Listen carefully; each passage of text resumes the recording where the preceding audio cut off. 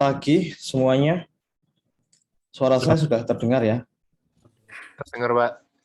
Selamat datang kembali di mata kuliah Database Management ya. Karena kita sudah 2 minggu sejak week pertama kemarin, karena ada libur 17 Agustus ya, sehingga kita baru ketemu lagi di week ketiga. Tapi untuk week kedua kemarin memang sebelumnya saya bilang kalau tidak ada perkuliahan karena libur atau karena ya hari merah, itu sebetulnya kan ada tugas gitu kan ya. Cuman untuk yang kemarin, yang 17 Agustus kemarin, saya tidak berikan tugas, tapi nanti week kedua kemarin itu kita ganti untuk kuis ya. Jadi nanti waktu kuis tidak akan memakan minggu perkuliahan. Nah, nanti kuisnya mungkin akan dilaksanakan di hari Jumat. Nanti kita lihat ya jadwalnya. Sehingga untuk yang week 2 kemarin, kita tidak perlu kuliah pengganti.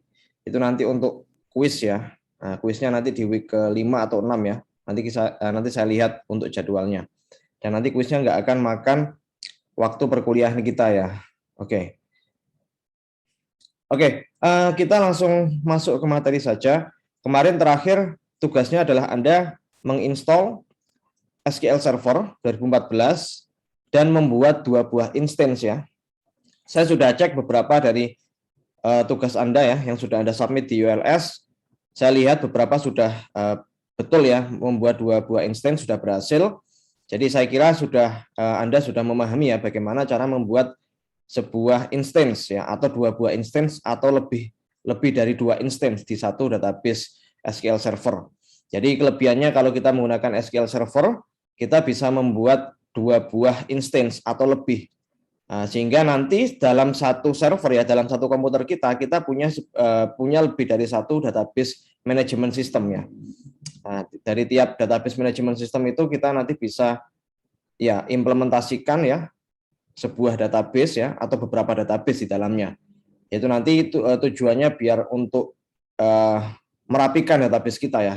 Kita bisa kelompokkan kira-kira database yang digunakan untuk studi kasus ini kita taruh di instance yang pertama. Studi kasus yang kedua kita bisa taruh di instance yang kedua dan seterusnya. Nah, itu kemarin sudah berhasil Anda membuat, jadi saya kira tidak ada masalah ya. Tapi kalau ada masalah atau ada problem waktu install, silakan bisa ditanyakan sekarang ya. Bisa tulis di chat ya, atau bisa langsung speak, silakan. Kalau ada masalah di penginstalan SQL Server. Saya lihat kemarin biasa nggak cek semua sih, tapi dari 10 teratas yang saya cek itu berhasil semua. Nggak ada masalah ya kalau gitu ya. Kalau nggak ada masalah ya oke, kita bisa langsung lanjut saja. Oh ya, sebelum masuk ke materi, silakan Anda isi presensi online dulu ya. Di Neubaya sudah saya buka kelasnya. Silakan isi terlebih dahulu. Saya kasih waktu 4 menit ya. Nanti kita mulai materinya pukul 7:10 ya. Oke, silakan diisi terlebih dahulu.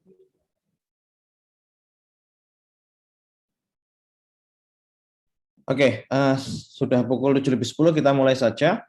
Saya akan share slide-nya terlebih dahulu. Slide-nya ini sudah saya upload ya di ULS. Silakan nanti Anda bisa download setelah ini. Oke, kita di week kedua ini ya, kita akan membahas mengenai manajemen SQL Server. Nah, kita akan belajar basic-basic atau fitur-fitur dasar yang ada di SQL Server Management Studio 2014 ya. Seperti yang kemarin saya bilang, kenapa kita pakai yang versi 2014, karena perbedaannya dengan yang terbaru tidak signifikan, sehingga kita bisa gunakan saja yang 2014. Dan nanti kalau Anda sudah lulus ya, Anda nanti bekerja di perusahaan menggunakan versi yang lebih baru, ya setidaknya itu tidak berbeda jauh ya dengan apa yang kita pelajari sekarang. Tapi memang ya, karena seperti yang kemarin saya bilang, kita belajarnya adalah belajar konsep ya, bukan belajar cara menggunakan sebuah fitur ya. Kita belajar konsep yang ada di database management, sehingga konsep itu menjadi fundamental, ya basic yang harus Anda miliki ketika nanti Anda akan memanajemen sebuah database. Karena konsep itu tidak akan berubah ya. Ya mungkin konsep juga bisa berubah sih, cuman kalau kita bandingkan dengan fitur-fitur ya yang ada di sebuah tools ya, itu lebih cepat berkembang ya. Kalau kita bicara fitur di SQL Server misalnya dengan versi yang sekian dengan yang lebih baru pasti nanti ada perbedaan, tapi konsepnya tetap sama. Oke, kita akan belajar basic-basicnya dulu ya terkait dengan SQL Server ini. Nah, kita belajar ya apa itu SQL Server, salah satu database management system keluaran Microsoft yang dirancang untuk aplikasi dengan arsitektur client server. Sebetulnya kita menggunakan DBMS yang lain seperti MySQL ya, Postgre dan sebagainya. Semuanya juga memiliki arsitektur client server karena kita bicara database pasti ada sebuah server di mana database itu berjalan dan ada klien yang akan meremote database tersebut atau membaca data dari database tersebut. Bedanya apa dengan SQL Server? SQL Server ini keluaran Microsoft ya, karena Microsoft ini ya perusahaan yang mendevelop SQL Server. Nanti kita juga akan belajar Microsoft Azure ya. Nah, Microsoft Azure juga sebuah service ya miliknya Microsoft yang di dalamnya juga ada SQL Server-nya.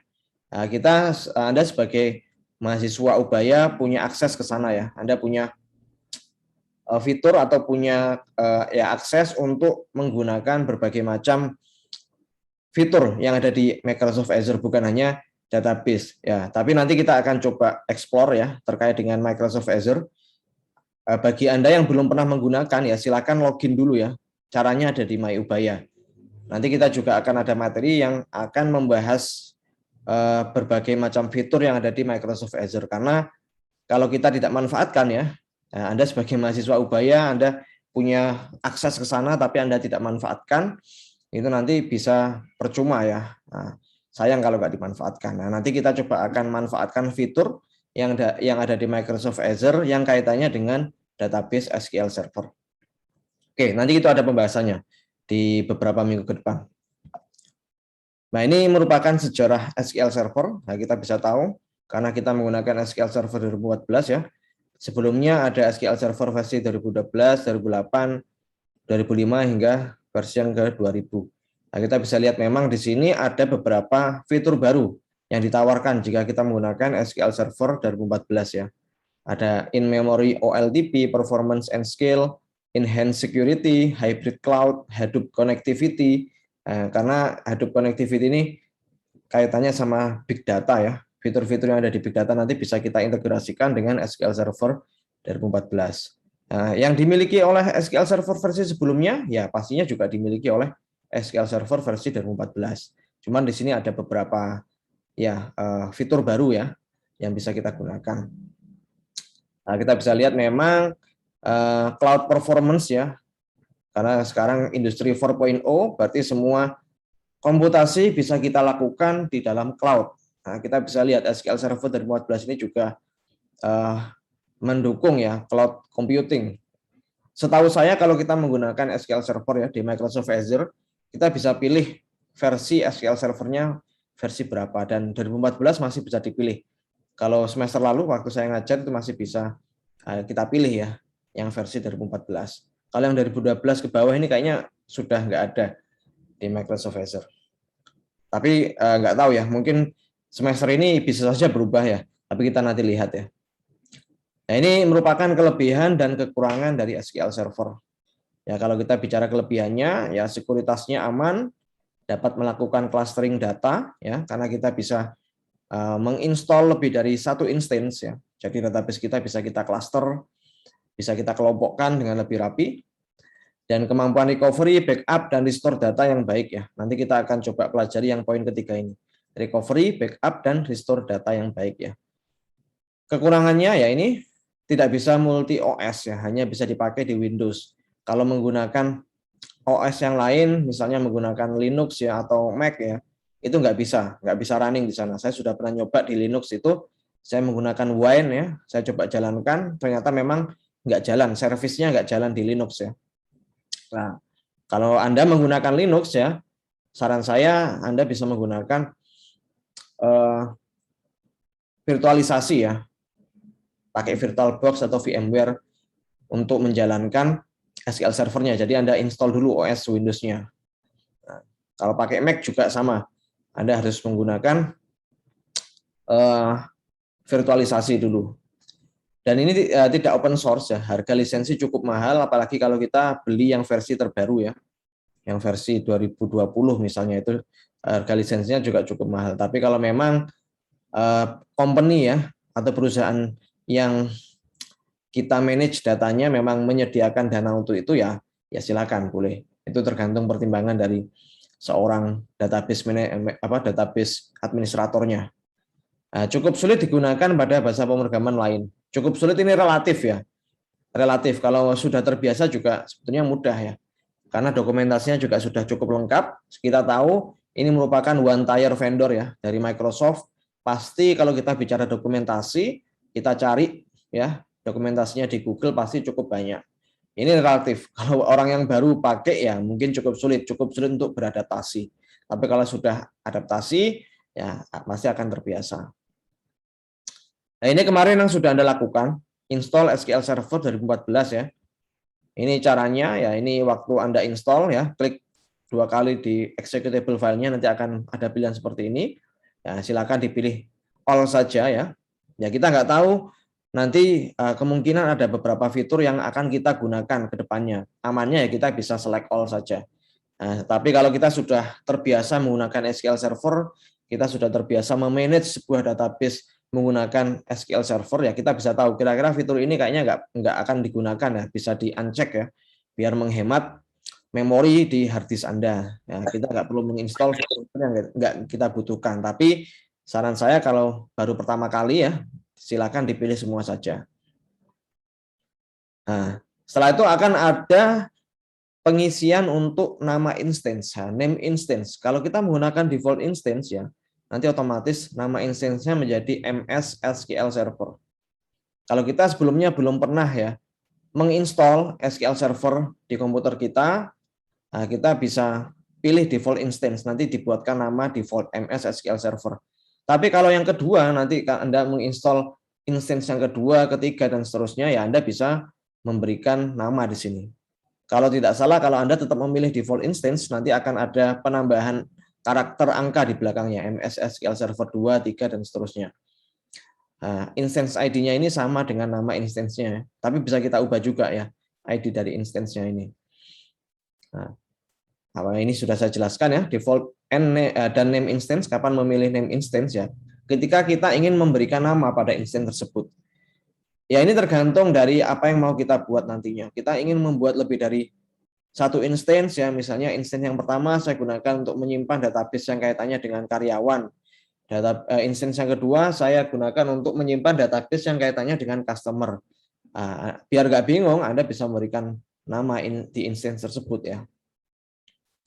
Nah, semakin banyak instance yang kita buat ya, pasti otomatis semakin banyak SQL Server ya yang running ya. Service SQL Server yang running di komputer kita. Ya kita tahu kalau kita punya sebuah aplikasi yang running di background itu akan memakan memori dan prosesor. Ya semakin banyak instance yang Anda buat ya otomatis akan membebani kinerja dari komputer Anda. Ini tergantung dari spek dari komputer Anda ya. Kalau memang speknya ini memang mumpuni, RAM-nya cukup lega ya, cukup besar, terus Anda punya prosesor yang juga cukup bagus ya, Anda membuat instance lebih dari 2, 3, 4 ya silahkan. Tapi ya ini kaitannya dengan requirement dari komputer yang Anda gunakan. Memang kelebihannya kita bisa membuat lebih dari satu instance, tapi konsekuensinya akan membebani kinerja dari komputer kita. Tapi sejauh ini kalau kita hanya membuat 2 instance ya, itu nggak masalah ya. Ini kita bisa memilih authentication mode-nya. Apakah Windows Authentication Mode atau Mixed Mode, SQL Server Authentication and Windows Authentication. Kalau kita menggunakan yang Mixed Mode ya, kita harus isikan password sama ya, kita harus isikan passwordnya waktu kita mau login ya. Nah, nanti kita juga harus bikin username-nya juga. Bedanya apa sih Windows Authentication sama Mixed Mode ya? Jadi kalau kita memilih yang Mixed Mode, kita bisa login itu menggunakan username sama password waktu kita masuk ke SQL Server kita. Kalau yang pilih Windows Authentication Mode, ya otomatis dia akan menggunakan autentikasi dari Windows. Itu sama kalau di OS Windows Anda punya user ya yang menggunakan operating system Anda, terus Anda berikan nama. Misalnya Anda punya user, misalnya saya punya komputer Windows, saya kasih nama usernya Naufal misalnya. Usernya Naufal, passwordnya Naufal. Waktu saya login ke operating system saya menggunakan Windows Authentication Mode. Orang yang login di komputer itu dianggap oleh SQL Server bahwa orang itu ya database administratornya. Jadi siapapun yang login di komputer itu, yang sudah berhasil login di komputer, ya dia berhak mengakses instance yang dibuat itu. Nah, ada kalanya misal kita ingin membatasi, misalnya orang yang masuk login di komputer saya, misalnya itu nggak boleh membuka database ini ya kita bisa pilih yang mixed mode. Walaupun sebetulnya kalau mixed mode ini itu ya nggak ada pilihan yang ini ya, SQL Server Authentication saja. Adanya SQL Server Authentication and Windows Authentication. Jadi walaupun kalau seperti ini sih, ini memberikan satu tahapan sih. Kita bisa memberikan satu tahapan. Misalnya kalau ingin login tidak menggunakan Windows Authentication Mode, ya kita bisa menggunakan SQL Server Authentication. Tapi sebetulnya orang yang masuk ke komputer, ya orang yang login ke Windows Operating System itu pasti bisa mengakses ini, bisa mengakses database SQL Server ini. Nah, jadi nggak ada pilihan yang only SQL Server Authentication ya. Tapi nanti kita coba lihat, kalau dilihat dari dua pilihannya ini, hanya ada dua ya. Nah, kita masuk ke SQL Server Configuration Manager. Ini kita bisa gunakan untuk mengatur berbagai konfigurasi yang ada di SQL Server kita. Kita bisa melihat berapa instance yang berjalan di komputer kita, ya berapa instance SQL Server yang berjalan di komputer kita. Kita bisa juga atur port ya, di mana SQL Server kita itu berjalan ya. Kita bisa juga atur alokasi memori maksimum yang kita berikan ke SQL Server, itu semuanya bisa kita akses menggunakan SQL Server Configuration Manager. Dan ini Anda bisa buka ya, kalau Anda install SQL Server pasti otomatis ini include ya. Nah, ini include. Ini tinggal di klik saja ya, kita bisa lihat di sini ada berbagai macam konfigurasi, mulai dari SQL Server Services, SQL Server Network ya, SQL Native Client, SQL Server Network Configuration, sama SQL Native Client Configuration. Nah, ini kalau kita lihat yang SQL Server Service ini, kita bisa mengakses ya berbagai macam service yang berjalan di SQL Server kita. Sebenarnya bukan cuma instance yang berjalan, ada juga yang namanya SQL Server Agent. SQL Server Agent itu nanti kita gunakan untuk melakukan backup sama restore secara otomatis. Jadi ada semacam service yang berjalan di komputer kita yang dia itu akan melakukan berbagai macam operasi atau task ya, sesuai dengan yang kita perintahkan. Tapi nggak perlu kita manual ya, jam sekian kita harus backup, jam sekian kita harus restore. Nah, kita nggak perlu seperti itu. Kita punya yang namanya SQL Server Agent, itu yang bisa nanti kita gunakan untuk melakukan task secara otomatis sesuai dengan jadwalnya. Sama kayak Windows Scheduling ya, kalau Anda sudah mengambil mata kuliah operating system, Anda diajarkan membuat sebuah Windows Scheduler, itu sama, di SQL Server juga ada. Nah, ini kita bisa lihat, kita masuk yang di SQL Server Services dulu ya. Di dalamnya ada seperti ini ya, kita mungkin coba langsung saja, saya coba share itunya, SQL Server Management Studio-nya ya. Nah, sorry. Oke. Nah, di sini saya coba membuka SQL Server Management Studio ya. SQL Server Configuration Manager. Kalau kita buka nanti di dalamnya akan ada berbagai macam konfigurasi ya, seperti yang tadi Anda lihat di slide. Nah, yang di services ini masih requesting ya. Kita bisa lihat, saya punya SQL Server 3 ini. Saya punya 3 instance nih kalau kita lihat. MS SQL Server, MS SQL Server 2, dan MS SQL Server 3. Tapi ya yang berjalan cuma MS SQL Server sama MS SQL Server 3. Yang MS SQL Server 2 ini nggak saya aktifkan. Ya, ini nggak jalan, stop ya. Kalau yang MS SQL Server sama yang MS SQL Server 3 ini running dua-duanya. Ya otomatis ya dia akan memanfaatkan resource di komputer saya. Nah, selain itu kita juga punya SQL Server Agent ya, atau reporting service, analisis service ya, sama ini instance-nya itu sendiri, sama SQL Full text filter daemon launcher. Ya, nanti kita akan coba lihat satu-satu ya, ini gunanya apa. Tapi waktu kita membuat sebuah instance, pasti otomatis service yang berjalan itu ininya, instance-nya sendiri, terus ada agent ini nggak otomatis jalan ya. Ada SQL Server Analysis Service, ini untuk menganalisis ya, kira-kira penggunaan resource kita seberapa banyak ya. Terus ada reporting service juga. Nah, ini merupakan service yang akan terinstall secara otomatis waktu Anda membuat sebuah instance. Kalau Anda memiliki 3 instance ya, kalau punya saya ini kan 3 ya, ya otomatis ya saya punya 3 SQL Server Agent, saya punya 3 SQL Server Analysis, dan 3 SQL Server Reporting Services. Nah, nanti kita coba bahas satu persatu gunanya ini apa. Nah, tapi kita fokus ke sini dulu, yang instance-nya dulu. Kalau instance-nya ini misalnya ya, ini saya stop ya, itu bisa. Kalau saya stop ya, nanti dia nggak jalan. Nah, kita bisa stop. Nah, jadi yang jalan cuma satu instance saja. Kita bisa lihat di sini statusnya, apakah running atau stop ya, dan modenya automatic, manual atau disable ya. Kalau automatic ya dia otomatis jalan, kalau manual ya dia sesuai dengan perintah kita. Kalau kita mau jalankan ya kita jalankan secara manual, kalau kita mau stop ya stop manual. Kalau disable ya otomatis ya nggak jalan ya. Waktu komputer kita nyalakan, login ke operating system Windows ya dia nggak jalan.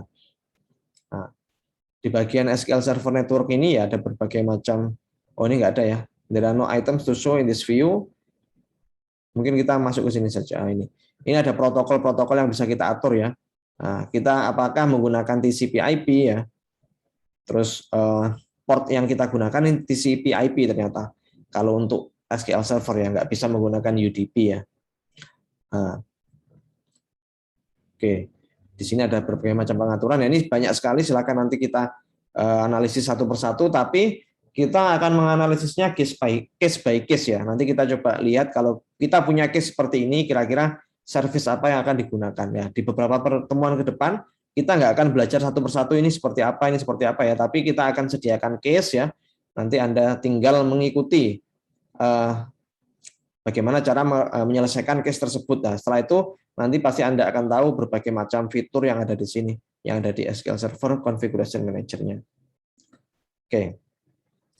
Nah, kita kembali lagi ke slide-nya. Nah, ini untuk ya, kalau kita bisa lihat di sini ada 3 instance ya, tapi yang aktif ini kita punya 2 instance kalau yang ada di slide ini, tapi yang aktif hanyalah 1 ya, yaitu yang SQL_2 ini yang aktif. Nah, kita bisa start, stop ya, atau di pause juga bisa ya, di restart juga bisa ya. Jika nanti misal ya, itu kadang-kali kalau kita mengerjakan sebuah task tertentu ya di SQL Server itu, misalnya ada bugs atau ada error ya, kita bisa restart nanti.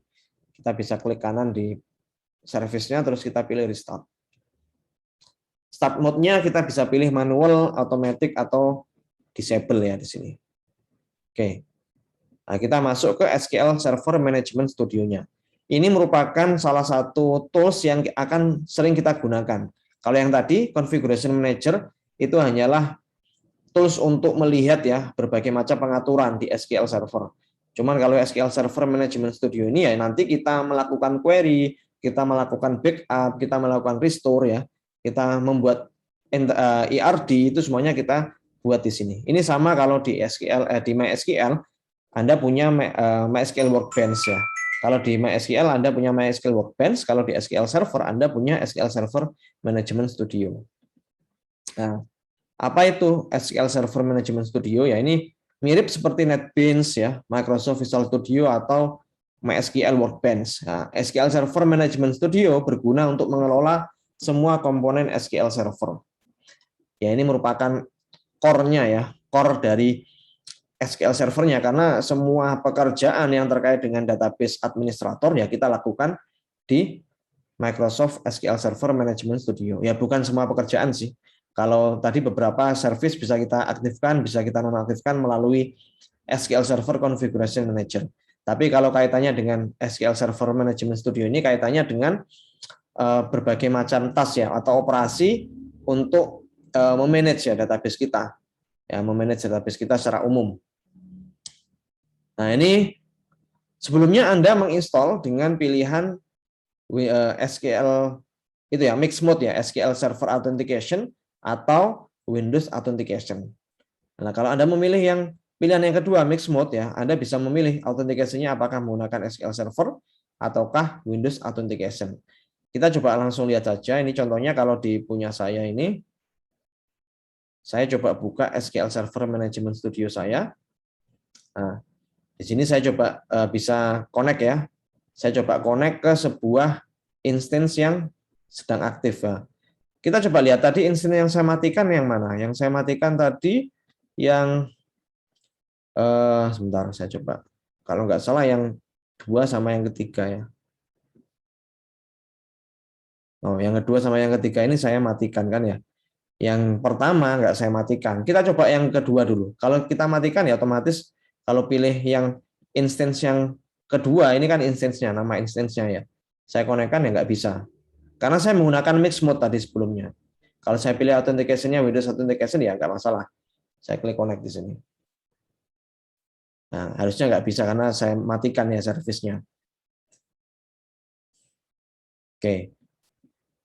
Kalau saya pilih yang MS SQL Server, instance yang pertama ya harusnya bisa. Oke, nggak bisa ya, karena memang nggak jalan servisnya. Tapi kalau saya coba pilih yang, ya ini biasanya kalau secara default ya, kalau Anda menginstall satu instance ya, itu nggak ada namanya di sini. Kalau seperti ini, nama komputernya ya, itu otomatis ya ini akan dipilih yang instance yang pertama. Nah, ini saya pakai yang Windows Authentication saja.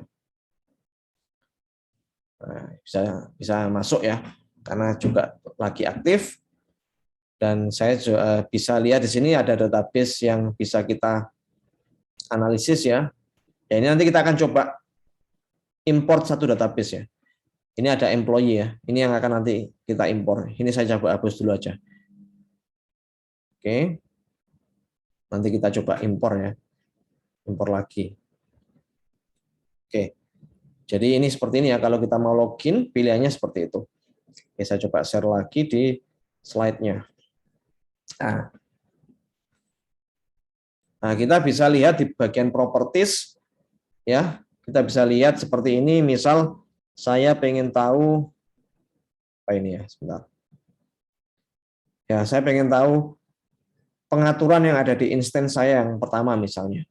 Kita bisa lihat di bagian properties ini. Kita bisa, oh ternyata pengaturan memori itu bisa kita atur di bagian sini. Klik kanan di bagian propertiesnya, terus kita bisa atur penggunaan memori maksimalnya berapa. Ini penting ya. Apalagi kalau kita punya komputer server yang memang komputer server itu digunakan untuk menjalankan lebih dari satu service ya, bukan hanya sebagai database server, tapi juga sebagai web server ya dan lain sebagainya. Nah, kita bisa atur maksimum kapasitinya untuk bisa mengakses ya memori yang ada di komputer kita dengan cara klik kanan di bagian sini. Oke, ini hanya berbagai itu ya, contoh penggunaan tools ya. Kita bisa atur di sini. Nah, maksimumnya bisa kita atur. Nah, maksimumnya bisa sampai 2 terabyte ya. Oke. Jadi minimumnya 0, maksimumnya 2 terabyte. Kita coba lihat. Ini memori hard disk atau memori RAM. Ini saya coba lihat dulu ya. Kayaknya ini nggak ada infonya. Apakah ini memori di RAM atau memori di hard disk ya. Tapi kalau kita lihat 2 terabyte ya, itu mungkin memori RAM ya. Memori RAM-nya. Karena kan kalau 2 terabyte untuk hard disk ya termasuk kecil kan ya. Nah, kita bisa lihat di sini. 2 terabyte itu berarti maksimum RAM yang bisa digunakan ya segini ya. Itu tergantung kalau komputer Anda nggak punya memori sekian ya nggak bisa juga ya.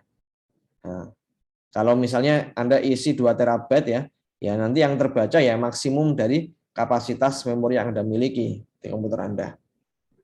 Oke, mungkin saya coba lihatkan di punya saya ini maksimumnya ya pasti juga 2 terabyte ya. Karena secara default pasti dia settingnya yang maksimum ya. Nah, memori ya. 2 terabyte ya di sini ya. Oke.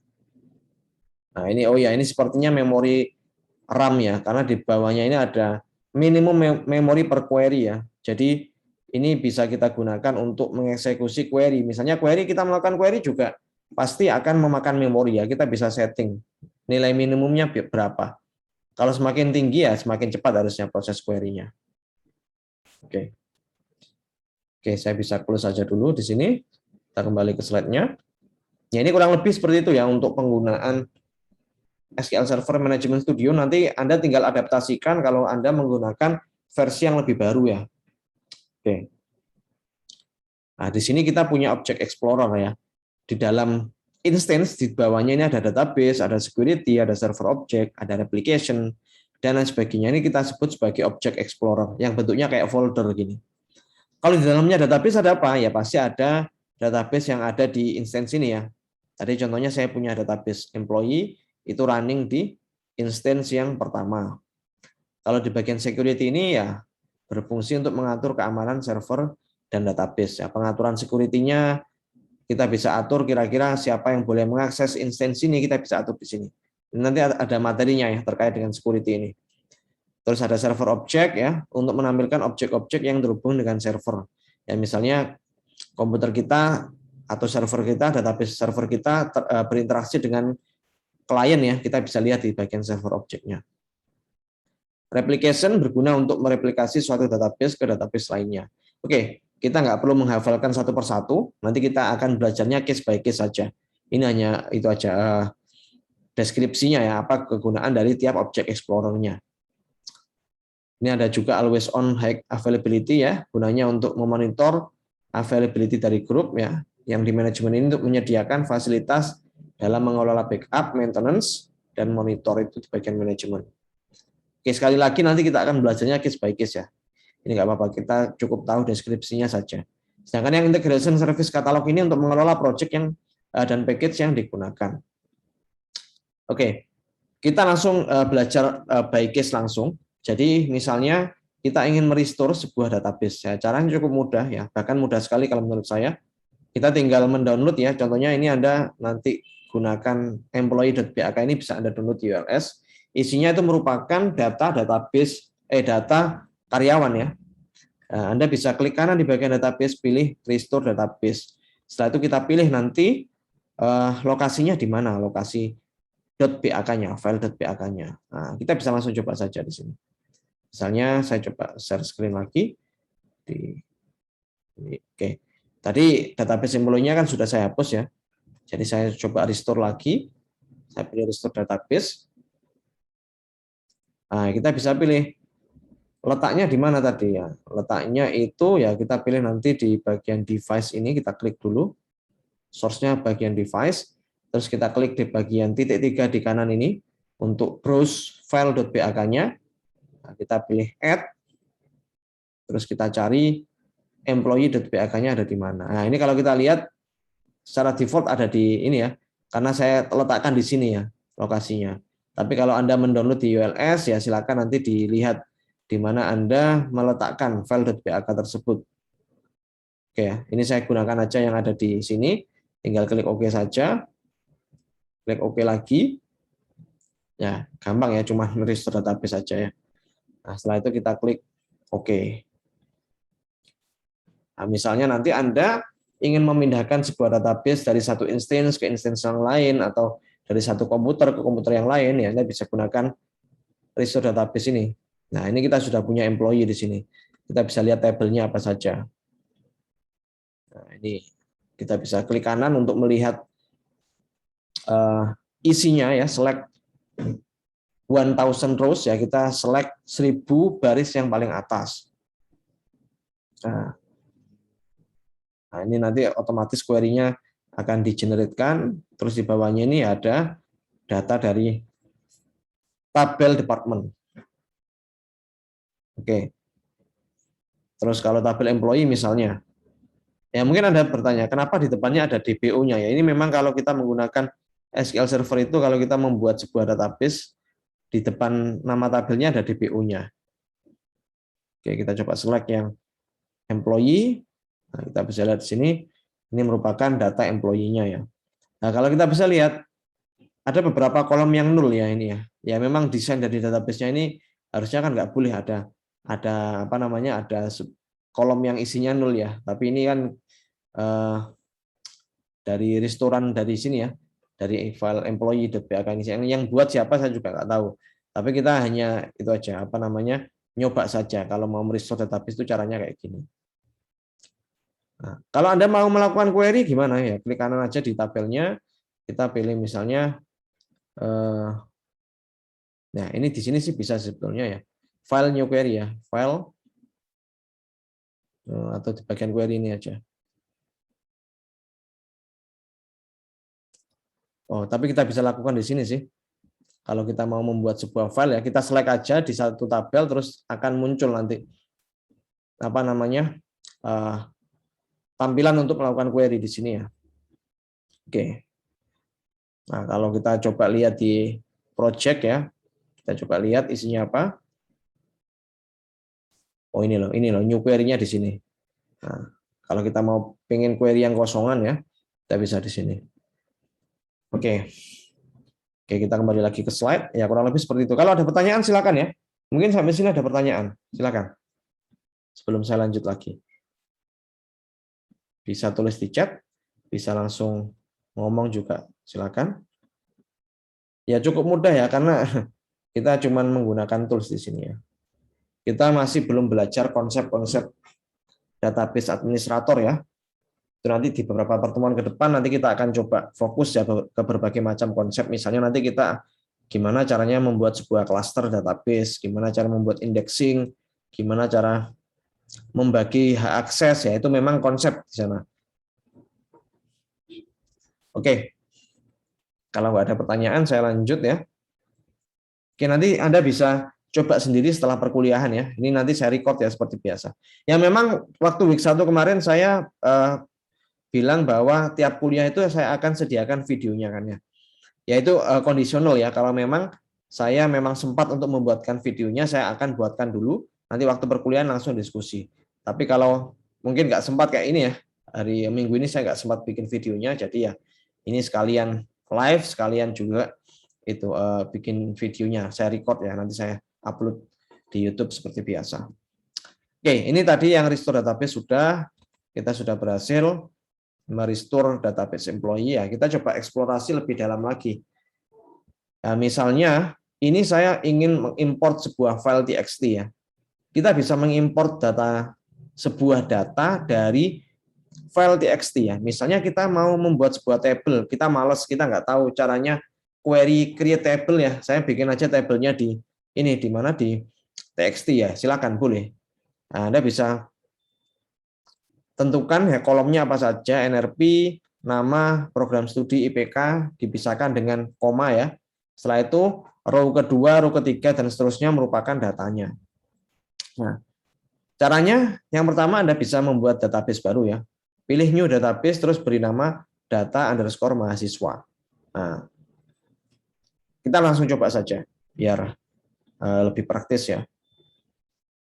Untuk file file data mahasiswanya sudah saya taruh ya di ULS ya. Ini data mahasiswanya saya hapus dulu karena sebelumnya saya sudah buat untuk uji coba. Ini saya delete.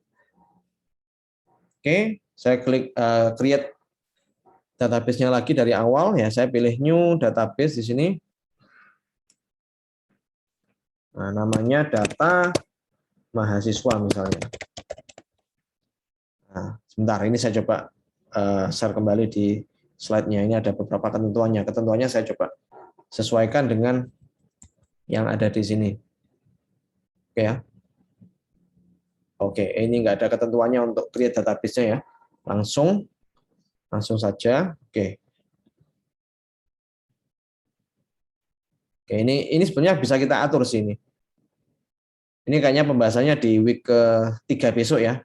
Kita bisa atur nanti initial size-nya berapa sama auto growth-nya berapa. Jadi gini, kalau kita menggunakan database ya, kita mau create database, kita bisa atur initial size-nya. Misalnya database ini memang waktu pertama saya buat, dia hanya butuh memori 10 mega.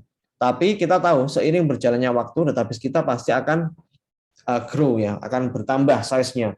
Kita bisa atur auto growth-nya berapa mega gitu. Terus maksimumnya juga bisa kita atur nanti berapa. Nah, nanti itu ada pembahasannya di week 3 besok ya.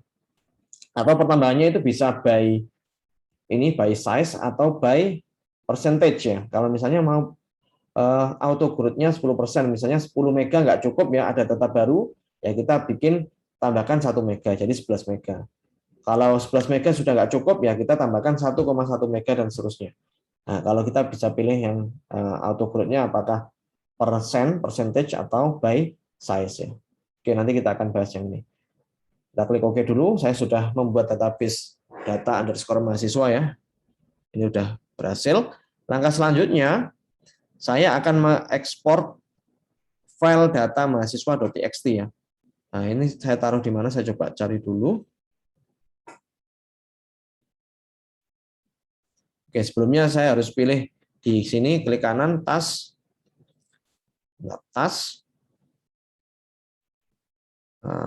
import data ya, tas import data.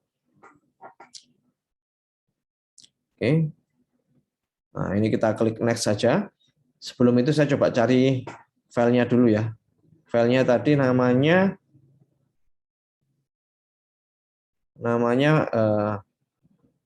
mahasiswa.txt ya. Saya mungkin di download ya. Oh, enggak ada. Saya coba download aja di ULS. Bentar. Sebelum saya lakukan ini, saya coba download dulu ya di ULS filenya. Atau mungkin saya coba cari langsung di sini ya. Mahasiswa. Oh, ini ada. Mahasiswa.txt ya.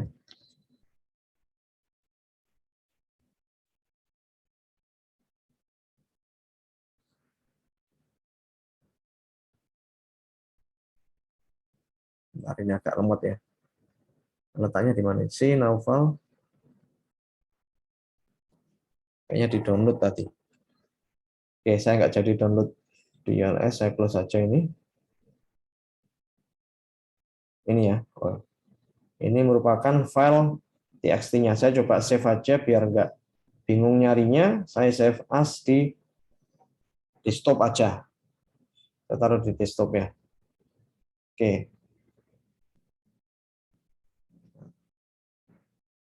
Oke, setelah itu ini saya ikuti saja instruksinya ya.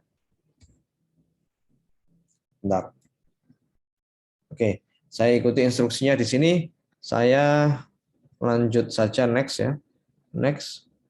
Oh, sebentar, ini kayaknya dipilih dulu flat file source ya. Karena kita mau importnya itu dari file txt. Kita pilih yang flat file source ya di sini.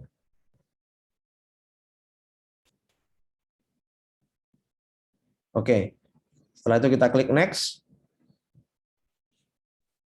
Kita klik next. Nah, setelah itu kita coba lihat, ini yang harus kita atur, ini formatnya, sebentar, kita pilih dulu, terus dulu file name-nya tadi mahasiswa.txt ya, yang ada di desktop, nah, mahasiswa.txt. Nah, untuk delimit-nya ini, ya ini default aja ya, default aja, bisa coba lihat dulu. Delimited, text edit, text qualifier-nya 0, oke. Oke, default aja ya. Oh, column is not defined. Sebentar, saya coba cek dulu. Columns are not defined for this connection manager. Kalau kita ikuti di slide ini tinggal di next saja sih. Oke, kita coba next saja. Nanti kalau error, nanti kita bisa lihat lagi ya. Oke, setelah itu kita coba lihat di sini bisa terlihat ya. Atau mungkin sebentar. Di sini kita bisa terlihat data kita ya, data dari row-nya ya. Kita coba lihat di bagian advance. Nah, ini kita coba bisa atur ya. Kalau kita lihat di slide ini, kita bisa data type-nya ini kita bisa atur untuk yang IPK, karena IPK ini merupakan data yang bentuknya kuantitatif ya, bukan string. Nah, kita bisa atur data type-nya ini sesuai dengan datanya ya. Nah, kita pilih yang desimal ya, DT desimal. Bentar, ini. Nah, ini desimal ya. Nah.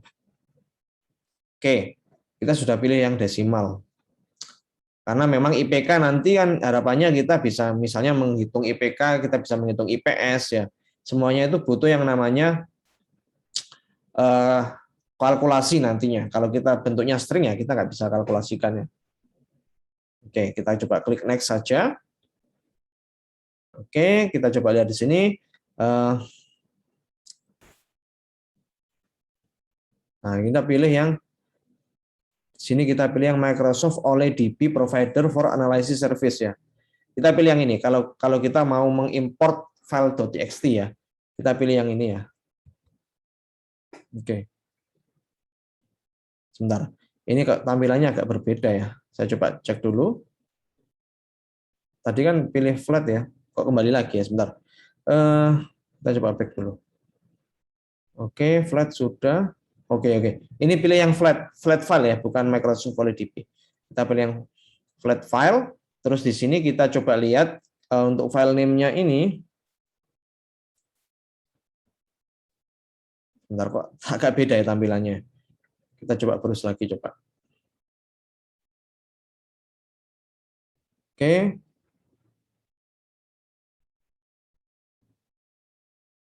Oke, coba.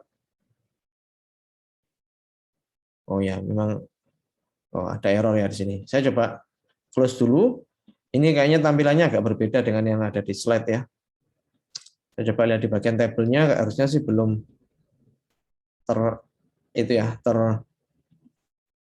import dengan bagus. Oke, saya coba ulangi lagi langkahnya. Task, import data, terus kita pilih yang flat file.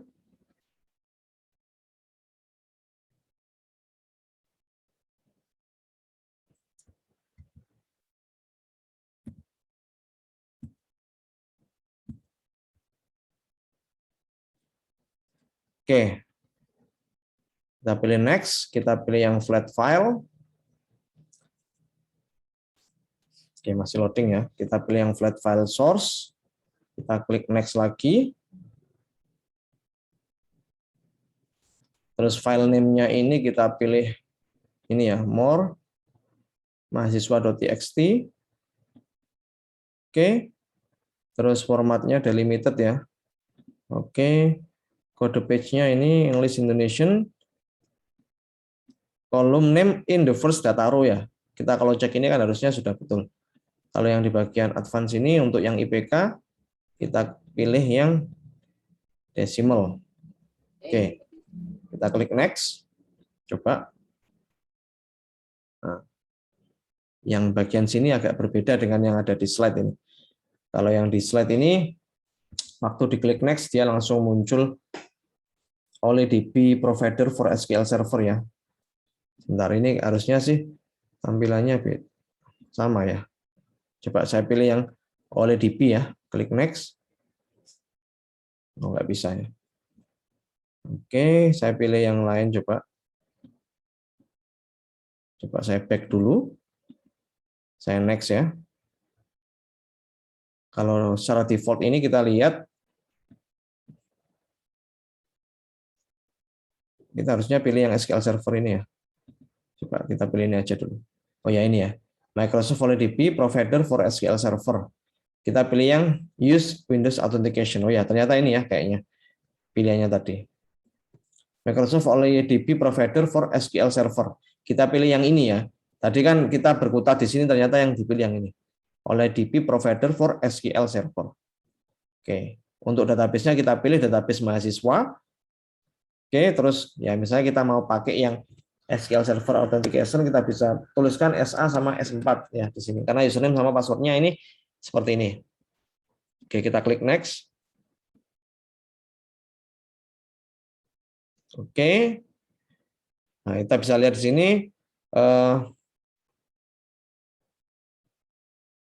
kita coba lihat ya di sini. Nah, ini tabel mahasiswa kan ya. Nah, coba kita preview. Nah, tampilannya seperti ini ya, sesuai dengan yang tadi kita buka di TXT-nya. Oke, kita klik next. Nah, oke, kita klik next lagi. Di sini kita coba lihat ada run immediately atau save as SES package ya. Kita pilih yang default aja. Kita klik next. Finish.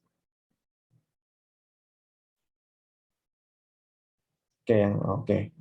Sudah berhasil. Kita klik close. Kita coba lihat di bagian table. Kita coba refresh dulu ya. Oke, di bagian table ini kita coba klik. Ada mahasiswa di sini ya. Kita bisa select top 1000 rows. Oke, ya muncul ya. Nah, jadi kita bisa langsung ekspor dari file txt atau mungkin Anda punya file CSV ya. Anda membuat sebuah table itu di Microsoft Excel terus Anda coba save as CSV. Kalau CSV pasti otomatis dia punya delimiternya pakai koma. Terus Anda simpan ke sebuah file txt misalnya. Nah, di sana Anda bisa lakukan ya di sana. Oke. Nah, setelah itu kita coba kembali ke slide lagi. Mungkin sampai sini ada pertanyaan? Silakan ya kalau ada pertanyaan. Ya, ini mungkin ya silakan. Itu yang S4 itu password yang kita daftarin pas di instance, Pak ya? Betul, ya. Ya. Jadi S4 itu passwordnya ya. Waktu kamu bikin. Permisi, Pak. Ya, silakan. Ini yang IPK saya kok 3 semua, Pak?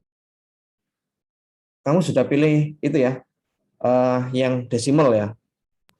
Oh, sorry. IPK-nya ini ya 3. Oh ya, ini kok 300 ya. Harusnya kan desimal ya. Ini biasanya masalahnya di region ya. Kalau regionnya itu dikenali Indonesia, dia pakai koma. Kalau data kita ini apa?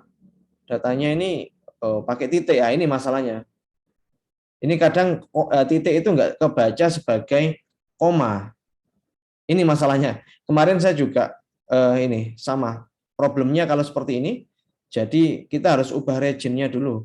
Regionnya ke Indonesia kemana ke United States ya. Karena kalau di negara kita Indonesia koma itu kan pakai koma bukan pakai titik gitu loh. Kalau punyamu gimana, Adam? Adam ya tadi ya. Punya saya cuma muncul 3 aja, Pak. 3.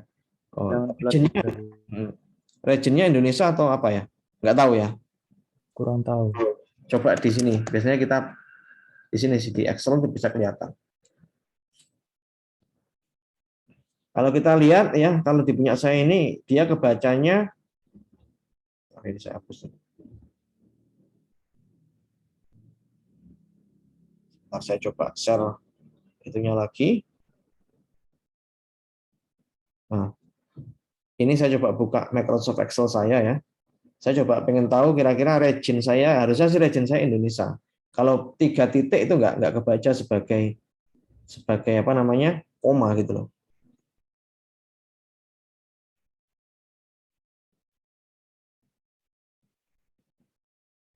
Oke, masih loading. Bentar, kok nggak bisa.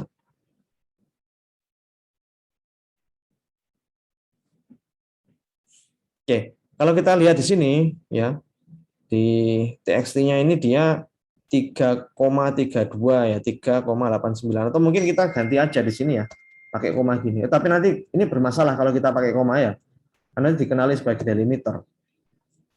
Oke, saya coba lihat di sini.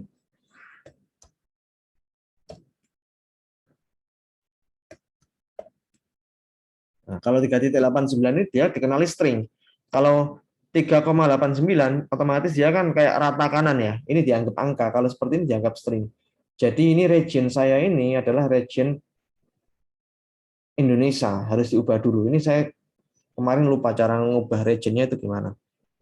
Bentar, nanti saya coba cari ya untuk itu. Atau mungkin di sini saya coba ekspor lagi aja. Saya coba ulangi lagi ya. Saya coba hapus data mahasiswanya. Mungkin waktu kita ekspor tadi di bagian advance tadi kayaknya ada pilihan untuk itu sih, untuk mengatur kayaknya. Kita coba analisis.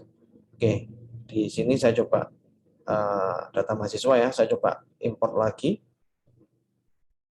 Tas, import data.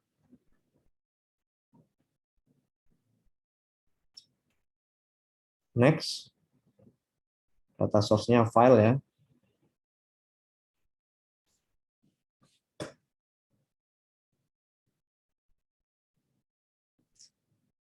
flat file source, next.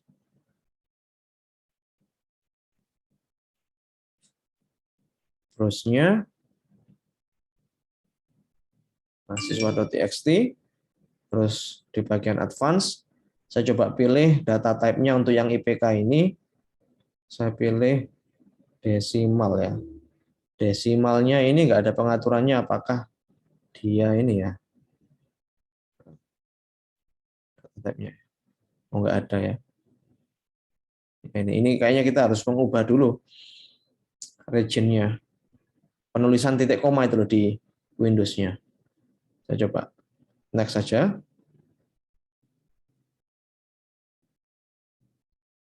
Sorry, kepencet ini. Kita pilih yang Microsoft OLEDP for SQL Server. Yang ini, Microsoft OLEDP for SQL Server. Kita pakai authentication mode aja biar nggak menuliskan itunya. Password-nya ya. Oh ini nih, convert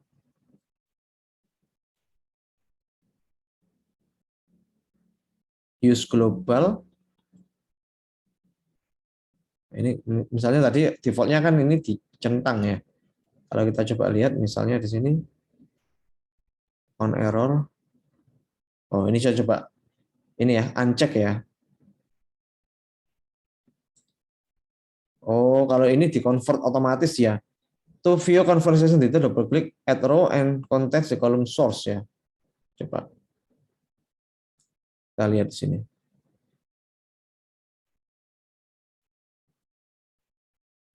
Tadi sebelumnya kan ini dicek ya, di convert ya. Kalau nggak dicek, misalnya jadinya kayak apa? Saya coba lihat dulu. Kayaknya kalau nggak dicek, nggak di convert. Tapi nggak apa-apa, kita coba lihat dulu.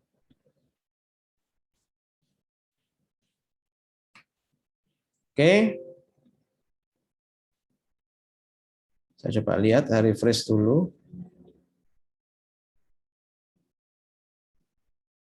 Tables, DPO mahasiswa. Select top 1000 rows. Nah, masih tetap ya. Ya ini kayaknya masalahnya di situ deh. Nanti kita coba lihat ya gimana cara mengubahnya. Yang punya Adam itu ya, cuma kebaca 3 semua ya. Iya Pak, semuanya 3. Oke. Ya ini masalahnya karena ini nggak dikonversi ke desimal ya dengan benar karena ya tadi komanya nggak kebaca sebagai titik, itu nggak kebaca sebagai koma. Atau mungkin saya coba lihat ya cara mengubah region untuk penulisan titik koma ya. Saya coba share ya.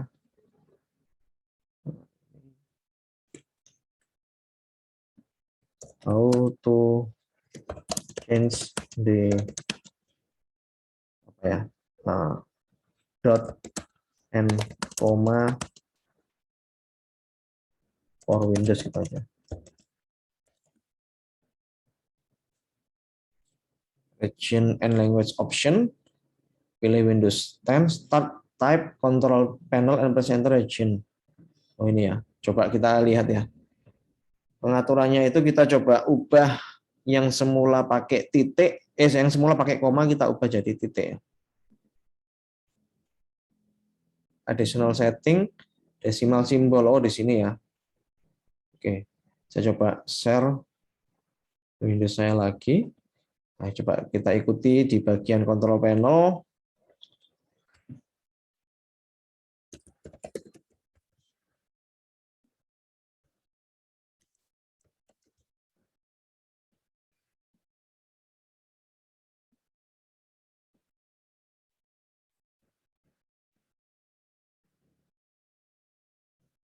Control panel.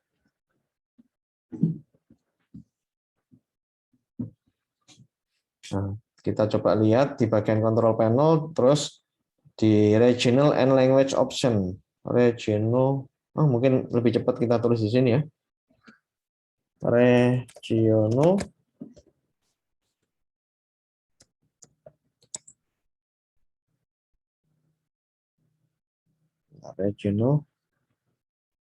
and language option.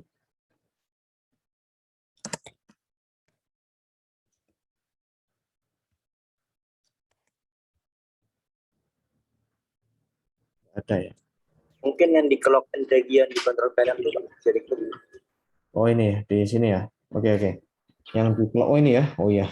Ada region. Soalnya tadi kayaknya sumbernya pakai Windowsnya versi 7 ya. Oh ini ya. Region ini ya. Ya, Pak. Oke. Oh ya. Oke. Kita pilih additional setting. Decimal simbolnya ini pakai koma ya. Saya coba ganti pakai titik ya sekarang ya. Ya, saya nggak kelihatan ini titik ya. Oke ya, ada titik ini ya. Oke. Digit groupingnya saya ganti yang ini aja, koma ya. Kebalikannya ya. Sini ya. Oke. Saya klik OK. Oke. Apply. Oke. Nah, kita coba ekspor lagi ya.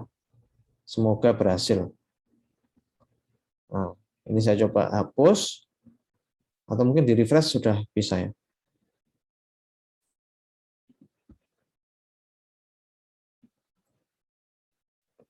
Klik select top 1000 rows.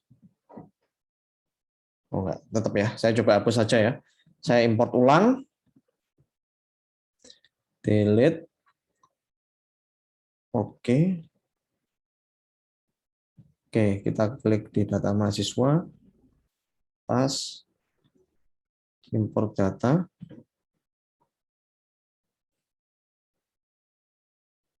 Next. Data source-nya flat file ya. Ini kalau kita nyoba berulang kali jadi hafal ya. Nah, ini memang masalah adaptasi ya. Nanti kalau Anda mencoba berbagai macam tools kan ya ini adaptasi ya. Oke. Di bagian file name-nya ini saya pilih mahasiswa.txt. Oke. Terus di bagian advance saya pilih yang IPK, saya ganti dengan desimal. Oke, next. Pilih yang SQL Server. Oke. Kita pakai authentication mode aja. Oke, next lagi. Oke. Bentar, saya coba klik. Di sini tadi. Oh, enggak ya. Oke. Next lagi.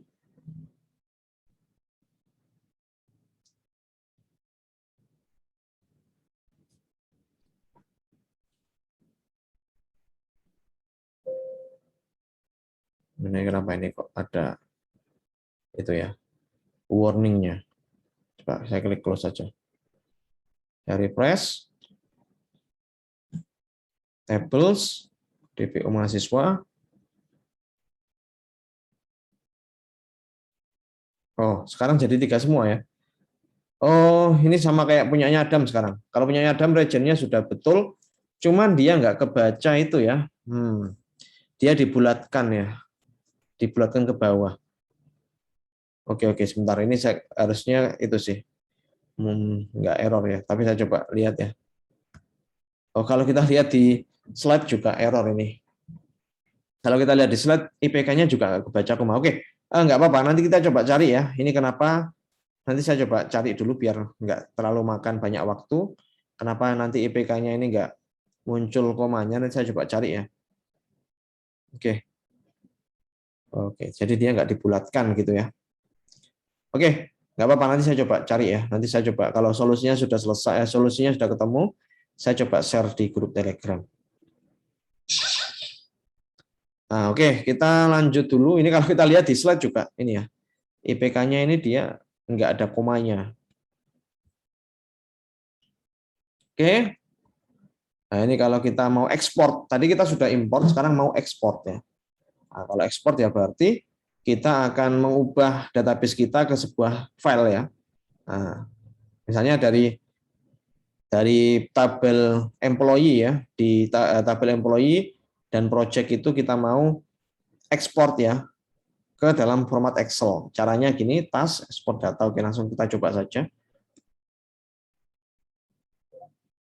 Oke, jadi untuk yang tabel employee ya, tabel employee saya mau mengekspor ya tabel employee ke dalam bentuk Excel.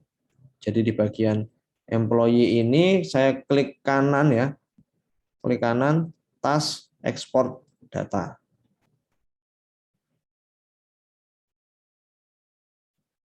Oke, kita klik next. Data source-nya ini kita pilih Microsoft OnlyDB provider for SQL Server. Karena data source kita itu artinya sumber kita dari mana? Dari ini SQL Server kan ya.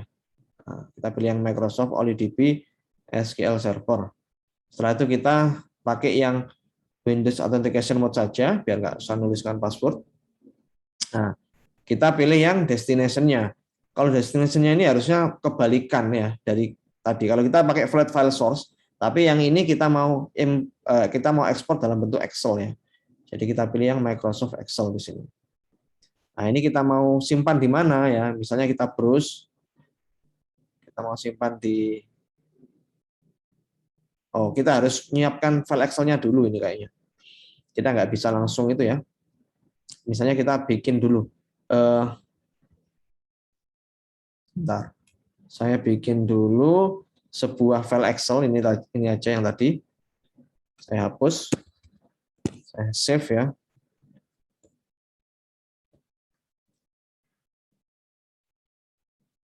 Save as. Saya save as pekerja.xls ya. Artinya di desktop aja.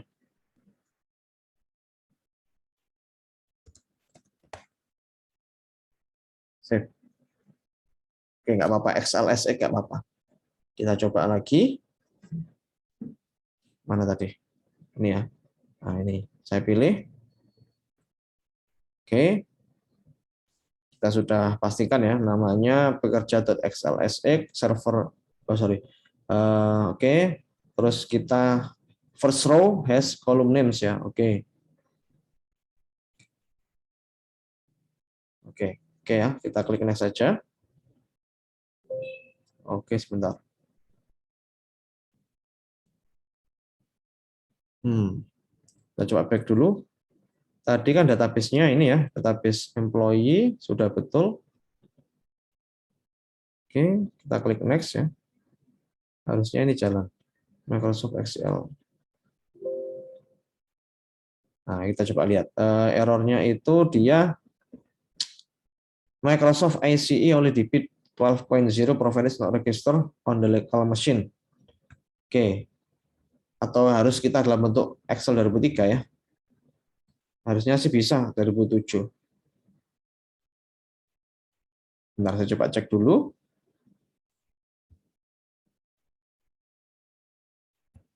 Oh, sorry. Ini tadi yang kita ekspor tadi kan bukan database-nya, tapi tabelnya ya. Tabel employee kan ya. Jadi harusnya saya klik kanan di sini. Task. Oh, nggak ada ya di sini ya. Saya ekspor nggak bisa. Harus di sini ya. Di employee-nya. Betul tadi ya, berarti. Oke, saya coba ulang lagi. Task. Ekspor.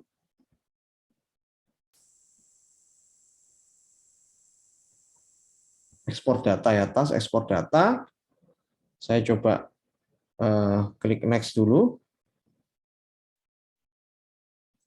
Next.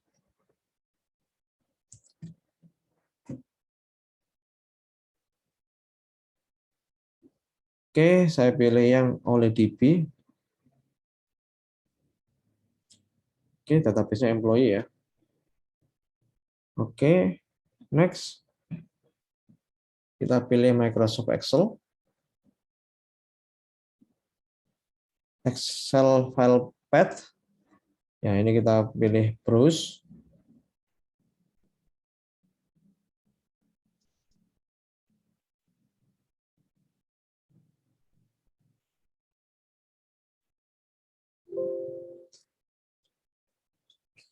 The Microsoft providers not register on the local machine. Oke, ya ini biasa ya, kalau ada error ini silakan Anda juga bisa nyoba. Kalau mungkin di punya Anda berhasil, nanti bisa kita diskusikan ya. Bentar, saya coba cari permasalahannya apa dulu. Atau mungkin harus kita save ya dalam bentuk 2003 ya. Tapi harusnya sih nggak harus yang 2003 ya. Nggak apa-apa, kita coba lihat.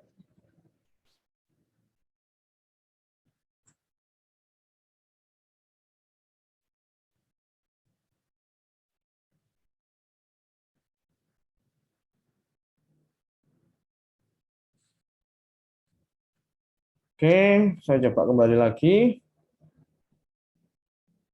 Saya close dulu, ini saya close. Saya close. Atau mungkin ini nggak boleh dibuka ya, saya coba close saja. Oke, saya coba browse lagi. Saya pilih yang bekerja.xls.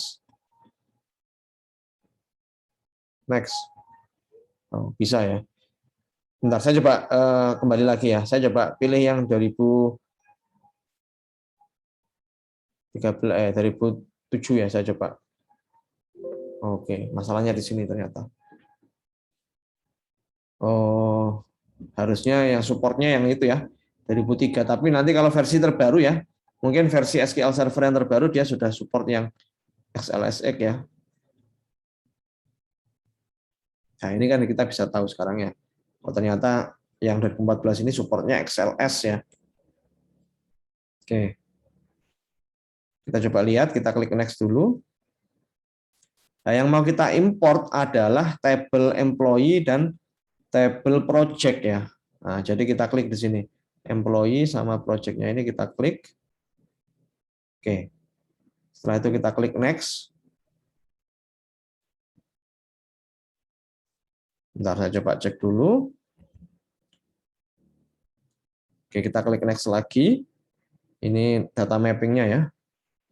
Oke. Ini tipenya ya.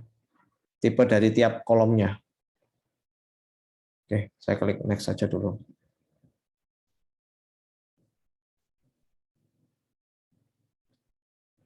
Oke. Kita coba lihat file bekerja.xls tadi isinya apa.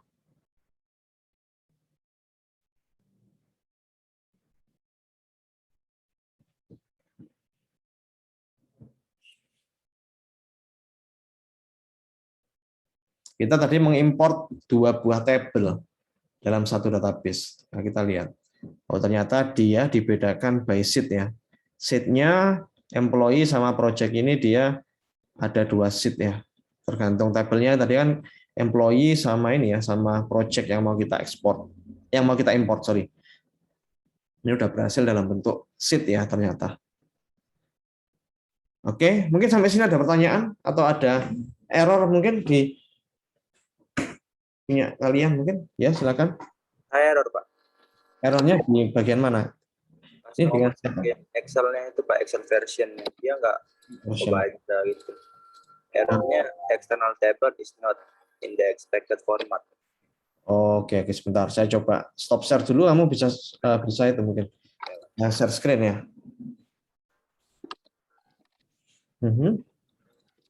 Bagian ini saya next. Ini, Pak. Iya, itu karena tadi pekerja XLSX ya, dia supportnya yang 2003. Itu kamu harus ganti dulu XLS gitu. Oh, Excel. Ya, itu problemnya ya kalau kita pakai apa namanya? Pakai yang 2014 ya. Tapi nggak apa-apa, kita dari sekarang tahu ya drawback-nya kalau kita pakai yang 2014 kayak gitu.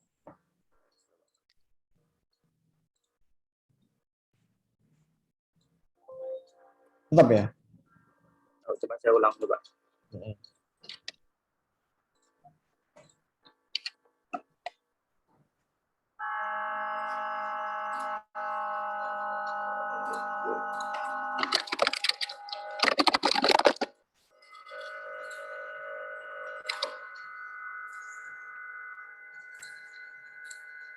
Dipakai yang ini, Pak, ya. 97. Ya. Ya. Oke. Diklik OK dulu. Bentar.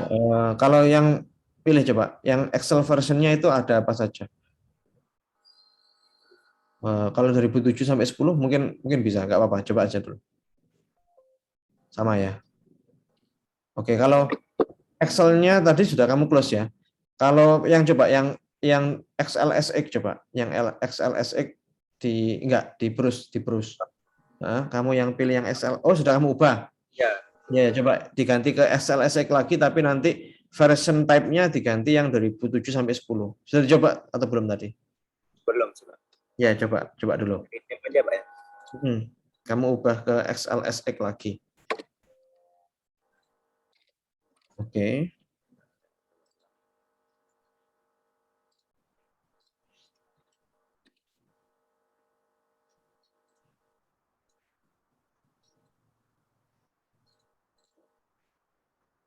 Ya.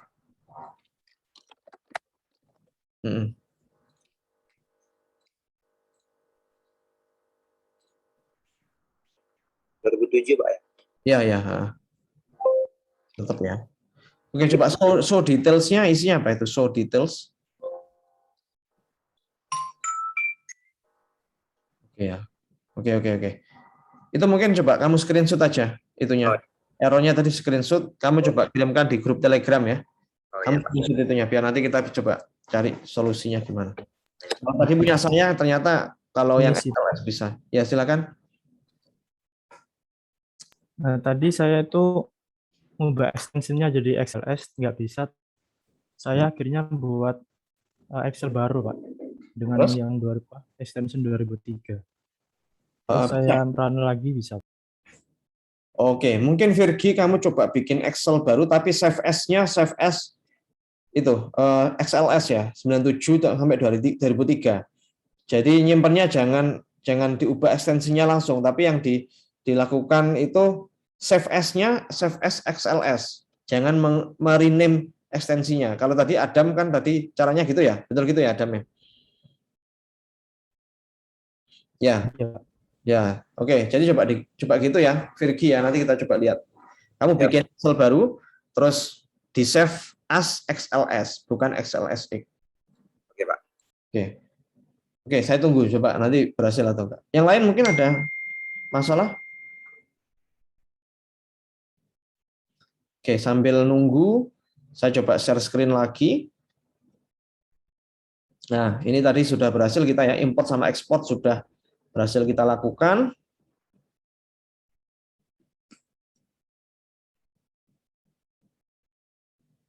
Oke, selanjutnya ini ya kalau sambil nunggu pertanyaan ya, sambil nunggu tadi teman kalian itu nyoba ya.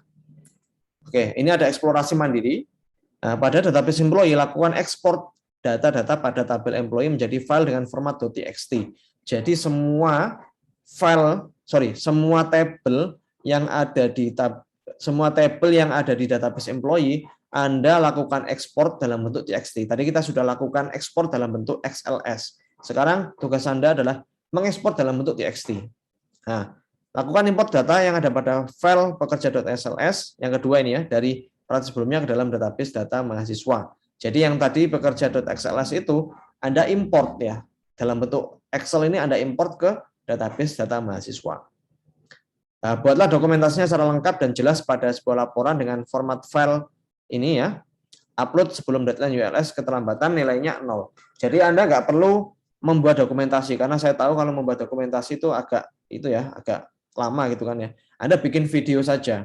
Anda bikin video bagaimana cara melakukan ekspor ya dari tabel employee, dari tabel yang ada di database employee, Anda ekspor semua tabelnya dan disimpan dalam bentuk txt. Itu yang pertama, tugas pertama. Tugas yang kedua, yang tadi pekerja.xls tadi yang sudah berhasil Anda ekspor ya.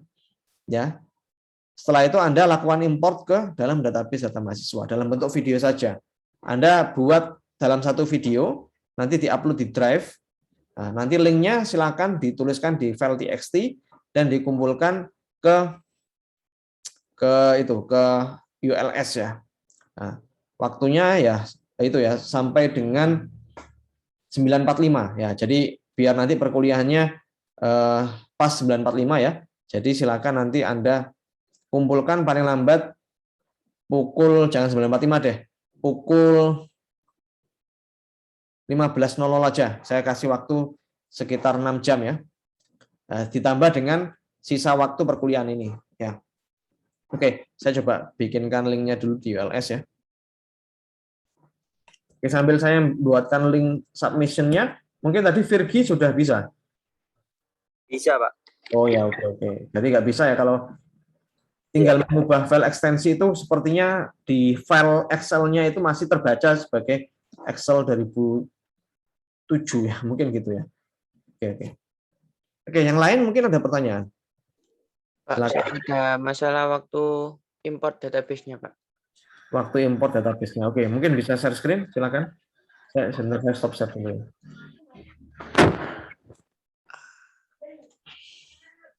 Nah, ini, Pak.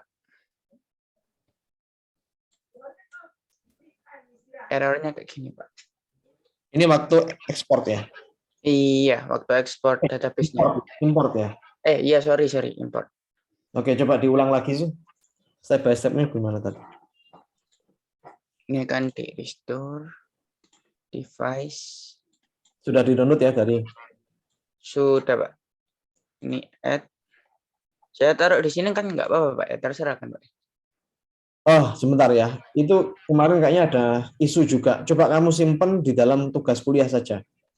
Sepertinya kalau langsung membaca di sebuah direktori, di sebuah ekstensi apa namanya partisi itu nggak bisa. Nggak apa-apa. Nah, kamu simpen di situ aja. Oke.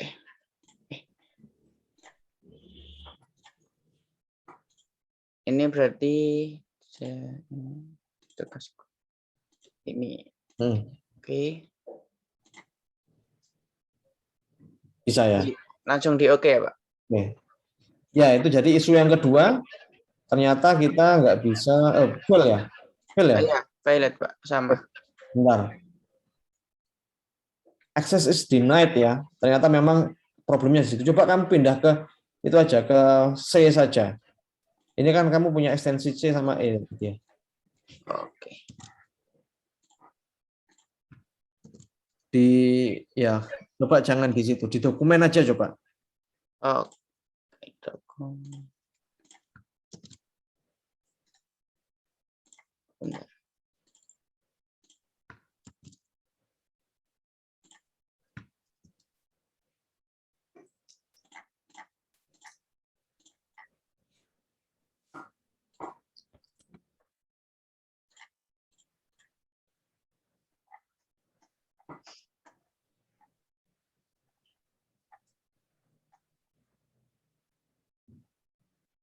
Users. Helmi. Terus nggak ada ya? Nggak ada, Pak. Coba all users dulu, all users. Dokumen sih. Nggak kebaca. Nggak ngebaca. Sebentar, kamu benar-benar nyimpen di sana kan ya? Iya, Pak, di sini. Ya, oke. Atau saya masukkan ke local disk-nya gini, Pak. Ya, nggak apa-apa deh. Ini soalnya tadi waktu saya taruh di sini ada kayak gini. Ya, nggak apa-apa, oke. Oke.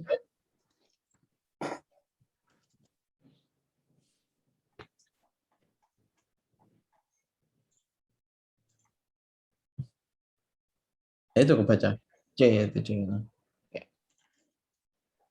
Oke. Kayaknya nggak bisa ya. Oke.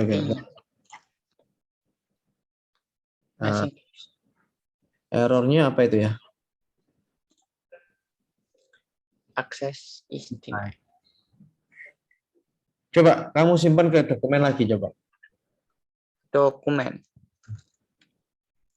Atau kamu taruh di first saja, siapa?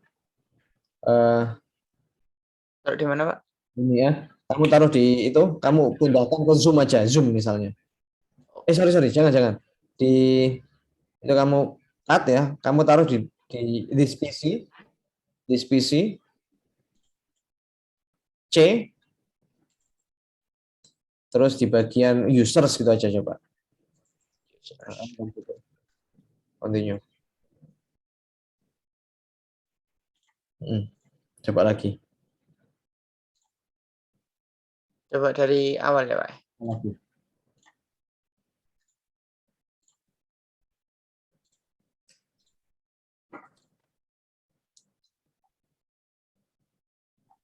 Kalau misalnya tetap nggak bisa, kamu simpan di sini aja program files Microsoft SQL Server bla bla bla itu. Oh. Kalau tetap nggak bisa.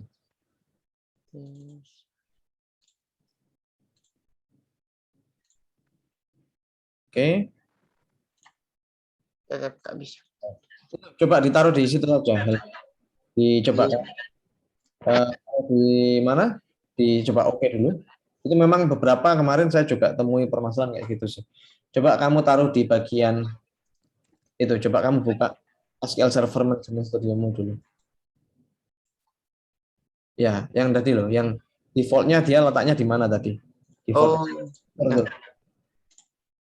di Itu ada masukan dipindah selain drive C, tapi tadi sudah dicek di E ya nggak bisa ya. iya tadi di E juga nggak bisa. Kalau di E di dalam folder juga nggak bisa ya tadi ya. Iya. Oke, mungkin nanti kita coba ganti ya aksesnya ya, tapi nggak apa-apa. Kamu tadi loginnya pakai authentication, Windows Authentication atau pakai SQL mode? Yang nggak pakai password itu, Pak. Oke, Windows Authentication. Oke. Klik oke dulu. Kamu coba browse ya. Oh, sorry. Tugasnya ini berupa video ya, bukan screen capture, video.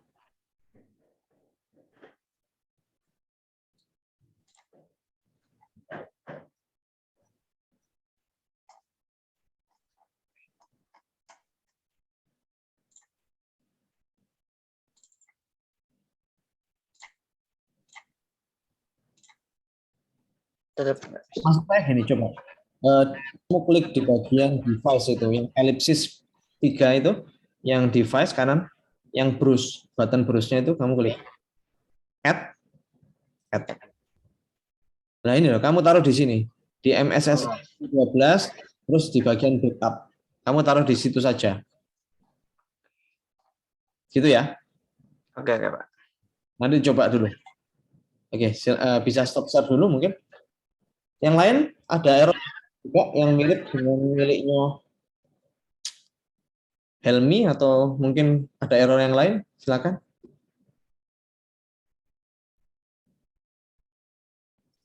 Sambil saya membuat linknya ya di ULS. Nanti silakan dikumpulkan hari ini pukul 15 ya, biar nanti Anda nggak menunda-nunda ya pekerjaannya, karena cukup mudah ya, karena import sama ekspor aja. Dalam bentuk video nanti diupload di Drive, nanti linknya diupload di ULS. Week kedua. Kirim, submit file txt yang isinya link drive video. Jangan lupa nanti ya aksesnya jangan di itu ya, jangan dibatasi. Oke, paling lambat hari ini pukul 15.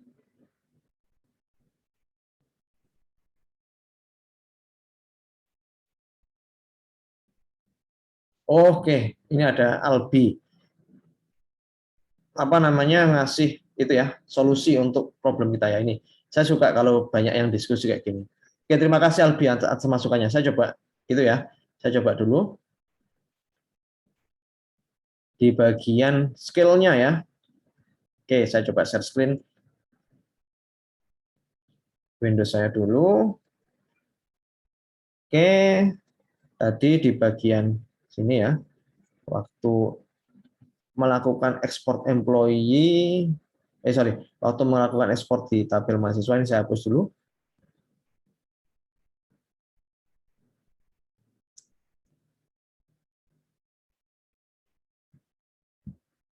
Ntar agak lemot ini.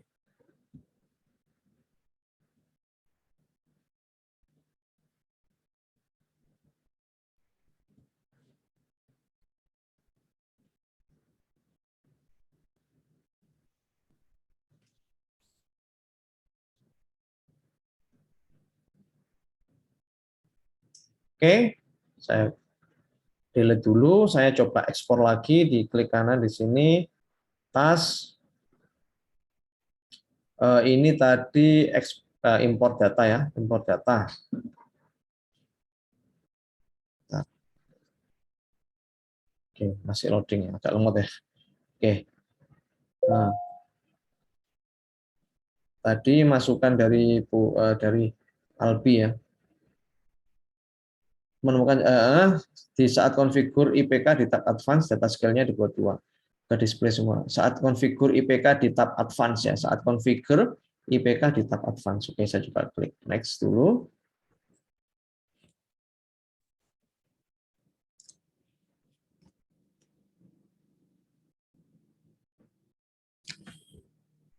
Data source-nya dari flat file source. Next.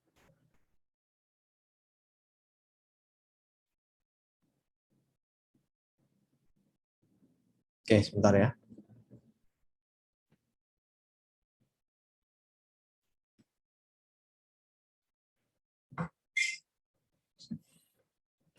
Oke, di bagian file name-nya saya klik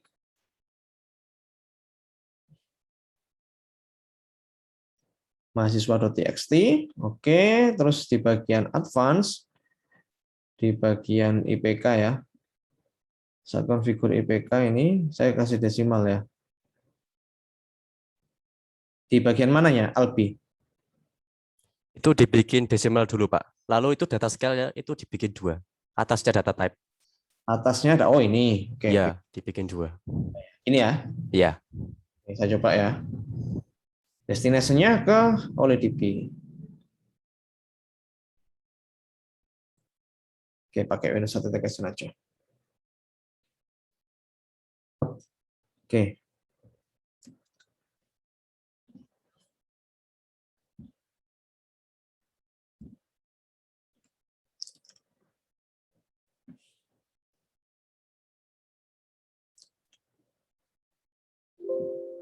Oke, saya coba lihat di bagian tables.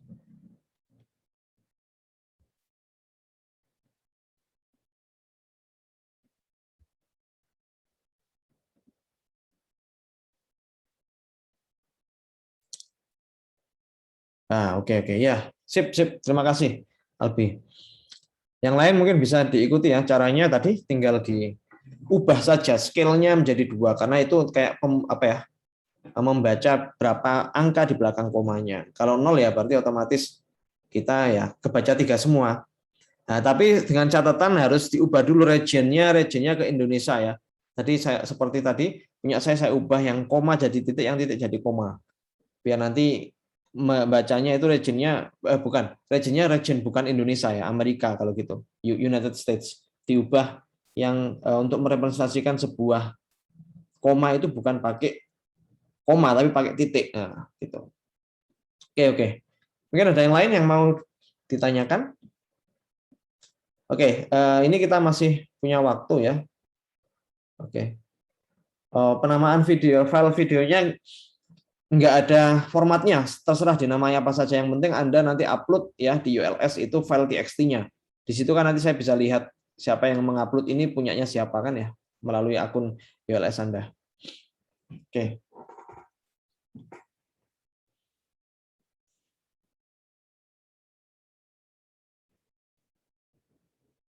Oke, kalau nggak ada pertanyaan ya, silakan gunakan waktunya 45 menit ini untuk coba mengeksplorasi tugasnya.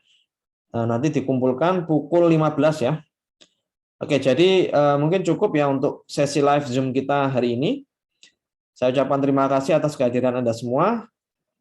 Kita ketemu lagi di hari Selasa minggu depan ya. Saya end meeting. Selamat pagi. Terima kasih. Terima kasih, Pak. Terima kasih, Pak. Terima kasih, Pak.